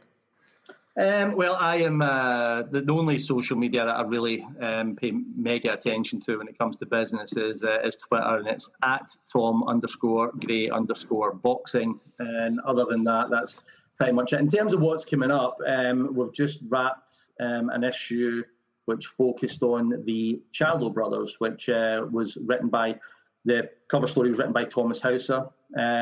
We've got, I think, Teofimo Lopez is due to be cover star soon. We've done special editions of the magazine in recent times with COVID and all that kind of fitted in with everything that was going on. We've got some special editions coming up that fans should, really, really good stuff coming up that fans will be loving. So we're in business. Awesome. Well, like I said, Tom, we definitely appreciate your time, and you're welcome back anytime here on the Last Round podcast. Okay. Thank you, lads. Thanks for having me. Tom Gray of the Ring Magazine. Mike, what'd you think about that? Good guest, knowledgeable, historian, speaks well. Very good guest. Oh yeah, he's good. Him and Dougie Fisher are definitely they definitely know their stuff. They definitely know our stuff. I mean, Dougie's told us about him in the past, and obviously we know about him because we're hardcore fans, and we follow his work. He follows our work. So, the guy. It's always good to talk to people who know a lot more of the history of, and they can tie in examples from the past into like the current form and stuff like that. That's always very interesting to do.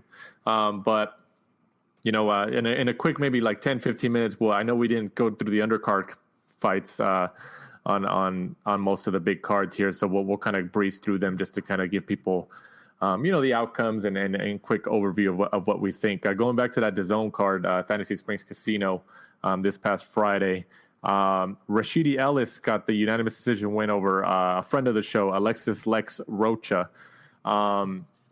This is like what we talked about before, Mike. Golden Boy, they get their prospects to a certain point, and then they match them up, which I think is great. I've always appreciated that. They're like, you know what? Let's see which one of you is the best, and then fight it out. Like they match them up together, like a lot earlier than any other promoters. Like, I give them a ton of credit for that. What'd you think about this matchup and Ellis's win? Ellis was just too fast. He just came in. He was just too big, too quick. I was kind of pissed. A big fan of, obviously, Alexis Rocha. Has been on the show, 2 or 3 times. Golden Boy kind of matched Alexis Rocha really hard, like all the way through. He just kind of needs to turn in those gym performances. He's sparred with some of the best, Josh Taylor, Canelo, Mikey Garcia. He just needs to kind of, Virgil Ortiz and all the stories we hear from sparring. He just kind of needs to, transform those onto the big stage. But, he's still young. He can come again, just come back, reinvent himself. He's a hard-working guy, and then obviously, come back, get a few more wins. But he's just, unfortunately, he's in a really, really strong division. Yeah. No, he's been matched up pretty hard. I think anybody can can agree to that, but so I mean, up until this point, he's gotten the test, like he's passed every test, even though he's been matched up pretty hard and he's in a tough division. But like you said, I think he's young enough to where he has a lot of time ahead of him to regroup, just like his brother, Ronnie Rios. Look at Ronnie Rios suffered some losses, and everybody kind of wrote him off, and then he comes back, gets a couple wins, and then comes back and beats Diego De La Hoya at the StubHub here in LA, and then he won like that made up gold WBA championship or whatever it is, your favorite belt, I think. But Rios now has, he got some stock back, and he's back in the mix to be able to get some pretty decent fights and grow from there. So I think that just based on how we know Lex, he's been on the show a couple times, and then the one time with his brother, they came on at the same time. We know how he spars a lot here at the Robert Garcia Boxing Academy in Southern California. He spars with a lot of the big names. He goes in there and gets some good work done. I think for sure, I'd be like, let me say it this way. I'd be surprised if he doesn't regroup and come back stronger and get back in the win column and keep going. Like, I think I'm that confident that he actually will. What do you think? Oh yeah, I completely agree. He's only 23 years old, and he's just got to really transform those, sparring sessions that we've heard about. We've heard of him schooling some names that obviously we can't say because obviously got to keep sparring secret, but some world champions that he's really taken to school, and has had coaches who actually stopped sparring because he's that good. So right. Maybe it was just the wrong person at the wrong time. I don't want to make any excuses for him, but he'll come again. He's only 23 years old, so he's got time on his side. Right. Every time people talk about in sparring, he gives these big name fighters like really good work, and sometimes gets the better of them and stuff like that. I always like to quote when Mayweather, people would ask Mayweather like, hey, we were heard, like when they talk about there's been like a rumor over the years that Spence fought Mayweather in sparring, and Spence actually got the better of Mayweather in their sparring session, and people have asked Mayweather over the years, or and Mayweather, I've always liked the quote because it makes sense. He was just like, you guys can say whatever you want. He's like when the lights turn on, when those lights above my head turn on, I'm the best fighter. He was just like, he's like, I don't care who the best fighter in the gym is. He was just like, but when those lights turn on, he's like, I'm the best fighter of the world. Like, I thought he was true. I mean, he's right. Like, the gym is obviously good for credibility, especially the younger fighters with the lesser names. But if, that's not where you're going to make your money. That's not where you're going to make your stock. It's like, it's under those lights on that TV screen, that's when you need to bring it. So, that's a pretty interesting quote. But also moving on to the Wembley Arena card in London on DAZN, Savannah Marshall gets the 7th round TKO over Hannah Rankin. This is for the WBO female middleweight title. What do you think about Marshall's TKO win? I may be going a bit over the top here, but the best female fighter I've seen. Really? That's a pretty big statement, Mike. The best by far. Peter Fury, I thought it's trained her well. You can see she's got that Tyson Fury style with the low arm, the low jab. It just kind of keeps it down by a leg and just pops up like that. Are you talking about like boxing fundamentals, like in terms of like technical and everything? Like by far. That's what you mean, right? I'm talking about like the whole package because, obviously Katie Taylor's well schooled, but she has no pop. Whereas like Savannah Marshall, you could tell she beat the shit out of Hannah Rankin. I know Hannah Rankin's not going to be like winning any, well, she has won a world title, an IBO world title, but she's not up there with your Katie Taylors or your Clarissa Shields. But Savannah Marshall went in there and did what people did. She got her out of there. Clarissa Shields didn't get her out of there. Savannah Marshall went in there and destroyed her. You could see the referee could have stopped it slightly earlier, but at the same time, Hannah Rankin's corner could have thrown in the towel. She'll win the world title. I think she'll beat Clarissa Shields. Wow. It's a pretty big statement. Because she hurts people. Right. The problem is we had so many female fight cards this weekend, and every single time you put them on, they're going to points. Apart from her, at last, I was watching and I was like, dude, this is good. And this is what I like to see. We need 3-minute rounds because I'm sick of turning on a female fight. And after a few rounds, you're like, she's won on points because they're not going to knock each other out. It's getting to the point where stop sticking there's how many female fights were there this weekend? Like 2 or 3 on the Matchroom card and stuff like that. Michaela Mayer, like on the Top Rank card. I started watching it, and after like 2 rounds, I was like, Michaela's won this on points. It was pointless, completely pointless. She's won it on points, but it was pointless. I get it. It was a good punt. Yeah, Mike. Yeah. That was a good punt. You're right, though. Like, I think it was a breath of fresh air that this was a female TKO win, regardless. And you know, whether people like it or not, if somebody like Savannah Marshall can keep knocking girls out in her fights, that will get attention in the female realm of boxing. It just does. You go back to like Ronda Rousey and you know, the UFC side. Rousey, you know, I mean, she got attention from different things, different sides, different variables, but like she was also knocking people out and making people tap.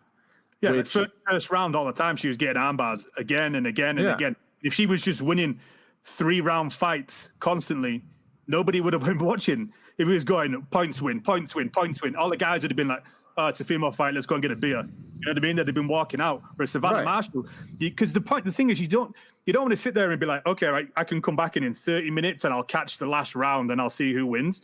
You want to keep your eyes on the screen because you're like, oh shit, I better not look away because she might knock her out and I'll miss it. Right. No, you're right. You're right. So, but we'll see though. If it was a breath of fresh air for her to see a female TKO knockout win like that. So. Let's see if Marshall can keep that going in a sense and find ways to get stoppages like that, because it's definitely going to get her attention. Like if she keeps winning, I mean, look at we talk about Inoue, you know, Tank Davis and stuff like that. I mean, we've beat the dead horse on this show by saying this. Knockouts, stoppages get attention. They do. I honestly think that she has a good chance if they could maybe just get her to talk a little bit more. She has a very outspoken trainer in Peter Fury, who's obviously related to Tyson Fury, so she's already got something there that's going to put her on a pedestal. Great style. You know, she's got that Tyson Fury style with her arms down low, which kind of brings people towards her because she doesn't really have a guard. She can punch.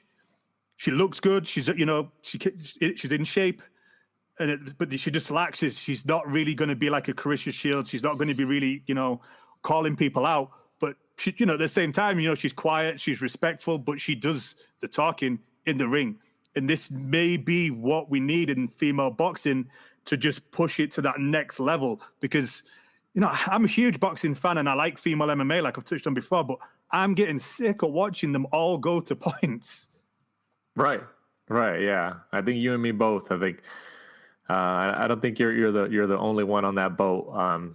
There's quite a few people out there, fans and everybody alike, who share that sentiment, you know. And I think it's a fair criticism, you know. But it is what it is. It is what it is. But this is her getting the KO is a good sign, you know. Especially if one fighter like that can keep getting KOs in her fights from this point forward and gain attention like that. Hey, it's something. It's something.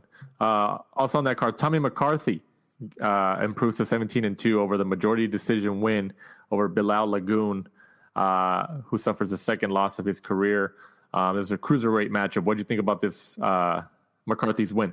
Never really got started, did it? You know, it was kind of a very slow, methodical fight. Very odd when Bilal Lagoon turned around and looked like he was kind of quitting and then went to the corner and said that he had something in his eye, and the referee just kind of called a timeout. Got the doctor who checked his eye and it seemed okay, and they kind of just like washed it out and they carried on. When he turned away and kind of refused to fight, I thought that was it. I thought the fight should have been over. I think the referee kind of erred on the side of common sense, I guess, even though he kind of managed to get a breather. So I was kind of like, is he just doing that because he needs to get his breath? Because he didn't really come in the best of shape. So I think the referee kind of, you know, erred on the side of common sense, and luckily McCarthy won, because if it may have been a bit of an issue if Lagoon had kind of taken a breather, came back and won the fight. But yeah, it was an okay fight. You know, McCarthy got the win and picked up the European title, and you know, goes on to bigger things from there. But yeah, it wasn't the greatest fight. Also on the card, Ramla Ali gets the first professional win in a points victory over Ava Hubmaier. Hubmaier, is that you say it? Yeah, Hubmaier, German girl. I thought it was an okay fight. I thought Ali has a very good style, very crisp punches. You can see, obviously, you know, she had a bit of an amateur career. She was very sharp, very good, put the combinations together well. Good opponent, I guess, for the she was kind of a bit of a punch bag, for her pro debut. But yeah, I'd like to see where she goes from here because she looked skillful. Amy Timlin fights to a split draw over Carly Skelly for the vacant Commonwealth Super Bantamweight title. What'd you think about this draw? Great opening scrap, really, to open the card. I honestly couldn't split them myself, so I thought a draw was fair enough. And I think they'll definitely turn around and do it again. It was a good, well-matched fight, to be honest. And going back to the bubble in Las Vegas, the top rank on ESPN Plus. Michaela Mayer, as you mentioned, improves to 14-0 with the unanimous decision win over Iwa Brodnicka for the WBO Super Featherweight Female World Title. What do you think about Mayer's unanimous decision win? I think she just needs more power. I've watched her a few times ringside at some of the top rank shows when she was coming up. The problem I have is she never looks like she's going to really, back people up and get them out there. I don't know whether it's the transition from amateur point scoring to now becoming a professional. And like I touched on, sometimes, from early on in this fight, you could see that, Brodnicka was just getting backed up. She kept hugging a lot. She actually got doctor point for the amount of time she kept clinching because she was kind of outmatched. But at no point did it ever look like Mayer was going to get her out of there. And I think that's, like we just touched on before, I think that's the downfall of the women's boxing at the minute. But, right. Mayer is good. She's picked up a world title, and I think she'll probably pick up some more because, the depth isn't there quite yet. But she's not going to be setting any, crowds alight or anything like that. She's not going to pick up a legion of followers, just on her boxing ability like that, because you don't watch women's boxing and there's not that like, like you get in men's because of the fact that they're knocking dudes out, which is just something at the minute they need to change, whether it's 3-minute rounds, whether it's just going to come when the talent gets better and better and better. And, the fitter and the stronger and, I don't know, there's something needs to change. Right. No, you're right. Yeah. Going back to the Alamo Dome in San Antonio, Texas on Showtime pay-per-view, Mario Barrios stays undefeated at 26-0 with a 6-round TKO over Ryan Carl for the WBA super lightweight title. What do you think about Barrios' TKO win? I think both of us going in there, I thought, Barrios was going to win probably by KO. But Ryan Carl, I'll tell you something, the guy is a warrior. Obviously Barrios was kind of dominating. Accidental clash of heads opened up a pretty bad cut on Carl's forehead. I was surprised that the doctor let him really come back out since it was absolutely pouring full of blood. And then eventually, Barrios got the TKO win. But yeah, that's true. I mean, he's 26-0. I think he's This was for an actual WBA super lightweight. Like, that's a world title, or was that like a? Barrios already had it. He won it in his last fight. In his last fight, this was another WBA super lightweight title. That's what I mean. Like, it's just like, oh, come on, what's going on, man? I get sick of talking about these alphabet titles, but like, in a way, it's kind of like a guilty pleasure because it's just fun to go after them. But it is what it is. Regis Prograis, who's been on the show before, I guess the 25th win of his career over Juan Heraldez as he stops him in the third round, the TKO. What do you think about Prograis' win? Missed weight the day before, came in. Obviously, you could see that, Prograis was going to really outmatch him unless he came in really bad condition or anything like that. Really did what he had to do, just went in there, blew him out, got another KO win on his record. And, it was kind of funny because obviously, like he said that he didn't want to fight Hooker at like 145 or whatever because of the weight. And then he ended up missing weight, and then Hooker posted a little video of him to Prograis like eating a thing of popcorn. So that was Mo Hooker doesn't really like tweet that much. And he doesn't tweet stuff like that. So when I saw that, I thought it was pretty funny. Like, somebody filmed him. He has the popcorn right there, and he's just like eating it, like just staring at the camera. I thought that was pretty hilarious. That was pretty cool. Yeah, that was great. I mean, it's a fight I'd like to see. I don't know whether, because they've kind of got a little bit of a social media back and forth now, is Prograis going to eventually take that? Because I know he wants to pick up another title at 140 before he eventually moves up. But I think everything kind of seems like it's going to be tied up, right? So I don't know whether he needs to just take, him and Hooker, I think, would probably be a good payday. So. No, right. Yeah. I mean, DAZN wanted to make that before, right? And I think, was it COVID that canceled or what canceled it? Hooker changed the weight and then that's what it was. Yeah. Prograis refused. So they would kind of do a catch weight and Prograis wouldn't do the catch weight. Right. Yeah. But it is what it is. Like, I hope they do end up fine. I think that'd be an exciting matchup, especially since Hooker fought Ramirez, and that produced some pretty exciting action, and throw Prograis in that mix too. I think it's great competition for those weight classes. Moving on, fight previews this Saturday, the 7th of November. Yeah, is that this Saturday? Dang, we're in November already. Damn it, Mike. This Saturday, the 7th of November, from the Seminole Hard Rock and Casino in Florida on DAZN here in the United States. Devin Haney, 24-0, goes up against Yuriorkis Gamboa for the WBC lightweight title, which Haney also has, but Lopez has a franchise title, who he won off of Lomachenko. I don't know, Mike. I don't know what the hell this means for the world of boxing. But Gamboa, what he has in common here, Gamboa arguably gave a pretty difficult test to Tank Davis, I think before the Santa Cruz fight. He fought Gamboa. And obviously Davis just knocked out Santa Cruz, which was at a 130 pounds contracted weight. And now Haney's fighting Gamboa. I mean, what do you think about this matchup? I mean, like Gamboa, I think he showed something when he fought Davis that he still has something left, but like, come on, Haney fighting Gamboa, like, is it a stay busy fight? I think he's trying to get some names onto his resume because he's calling himself a WBC world champion. Never really beat anybody to deserve it in my eyes.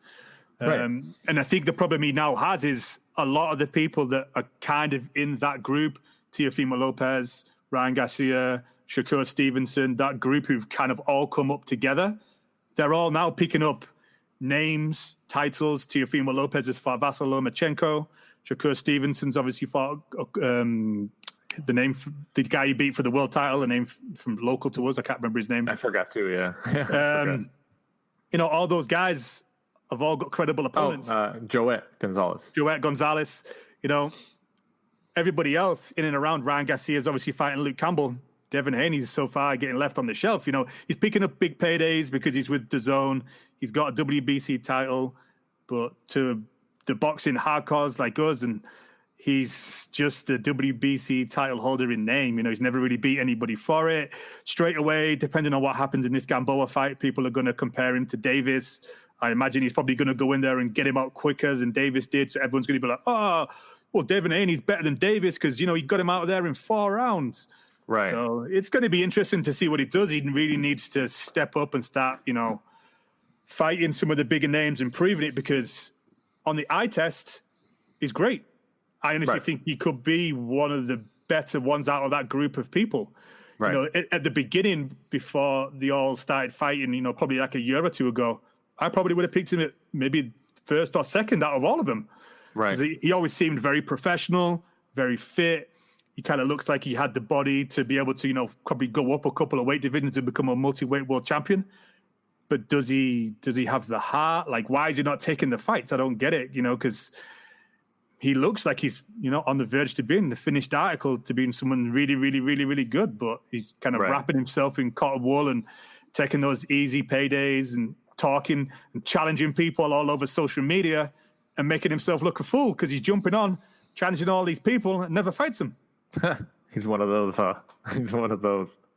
But, we'll see. I do like Haney, but I think I agree with you. Like a year or two ago, I probably would have put him 1 or 2 up there. But now, he's going to have to fight these bigger talents at 135 to really show that he's like, okay, yeah, I'm the best guy. Like, he has to show that world title that he has, or whatever version of the world title that he has, belongs to him, and he deserves the. It goes back to how we talked about it before. There's a difference between world title holders and world champions. Put it this way: who did he fight? Who did he fight for this supposed WBC World Championship? Honestly, I forgot. Exactly. There you go. Exactly. I forgot. Yeah. It was supposedly Alfredo Santiago. I don't even know that. I don't even know who that is. Hey, but it goes back to the money, right? WBC trying to get a cut of everybody. They're trying to get a cut of everybody. Franchise, WBC email, electronic mail champion, whatever. Like, trying to get a cut, man. Hey, COVID hit everybody hard, and maybe they had a business meeting. And we're like, hey, you know what? We lost a lot of money this year because of COVID. Let's just create another weight class above cruiserweight, and let's give another title to a 135 pounder, and get some more fees out of that, And when whoever their CFO is like, that's a great idea. I'm telling you, I bet you there was a meeting like that.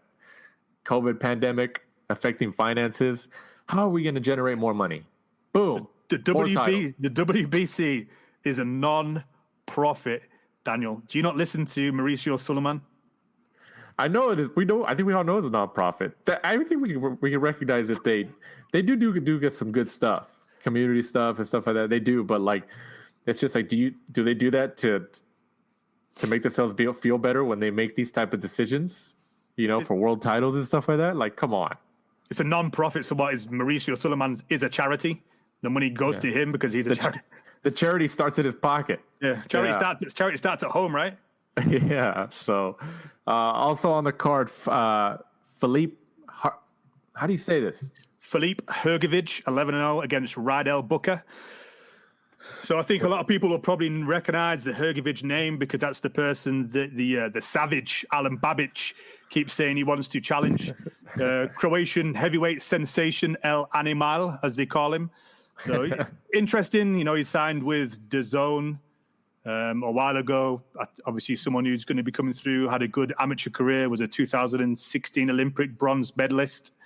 Looks good, big, rough, tough-looking dude. He's fighting, obviously, Rydell Booker, who was from Detroit. He pushed Kubrat Pulev to a points decision last November in Fresno when quite a few people were kind of surprised that, Pulev didn't look very good, looked kind of out of shape in that fight. So could be tough, but I think Hrgović so far has made pretty easy work of everybody. So good, decent undercard fight. But apart from that, not much boxing really next weekend, kind of a week off. Right. Yeah, vacation, I guess. Vacation. But, once again, guys, we appreciate you guys listening every week, whether you're listening for the first time or the 103rd or 120th time, including the bonus episodes. We appreciate the time you've taken to listen to us and listen to our wacky opinions on the sport of boxing here. And once again, our big thanks to Tom Gray, the associate editor of The Ring Magazine, for jumping on this week and reviewing the main fights of the biggest boxing cards of the weekend. And as we sound off here, go ahead, Mike, let our fans and listeners know where they can find us if they want to keep up with our stuff and each weekly episode. You can find us at The Last Round 12 on Twitter and Instagram, and be sure to tune in next week, as obviously we'll be going over the Devin Haney fight and also looking forward to the Terence Crawford-Kell Brook fight on the 14th. Also have Joshua Franco against Moloney on that card, and all the women's card with Terry Harper, Katie Taylor, and Ebony Bridges, all from the Matchroom card on coming up. The last 2 months of boxing, we still got some great fight cards coming up, so we're definitely looking forward to those. But once again, for my co-host Michael Shepard, I'm Danny Z. This is The Last Round. Thanks for supporting and listening to the show. Follow us at The Last Round 12 on social media. Rate, review, and subscribe. This is The Last Round Podcast.